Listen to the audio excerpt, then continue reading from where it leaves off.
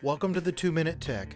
In this episode, we will cover the installation of an electric heater kit in the Renaissance AC and heat pump platform. See a separate video for the installation of a single-point wiring kit if required.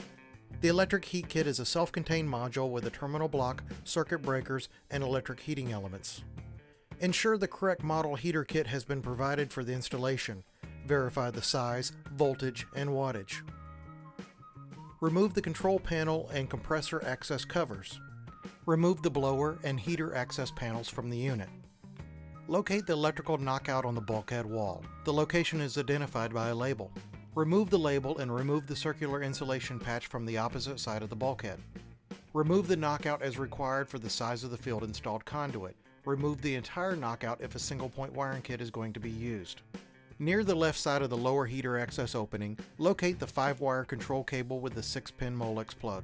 Temporarily secure this cable to keep it out of the way for the installation of the heater kit. Loosely install 2 screws into the lower base rail of the cabinet at the bottom of the heater compartment. Place the heater kit into the compartment. Align the slotted screws at the bottom with the 2 screws previously installed. Slide the assembly to the left and tighten the 2 bottom screws. Install 2 screws into the holes at the top of the assembly. Take the 5-wire control cable with the 6-pin Molex and locate the mating 6-pin connector in the heater assembly. Connect the 2 together. With an Allen wrench, loosen the 3 main power lugs on the terminal block. With the field installed electrical wires, routed into the heater assembly, connect the green ground wire to the grounding terminal at the back of the heater assembly. Bend and insert each copper conductor into the power lugs on the terminal block.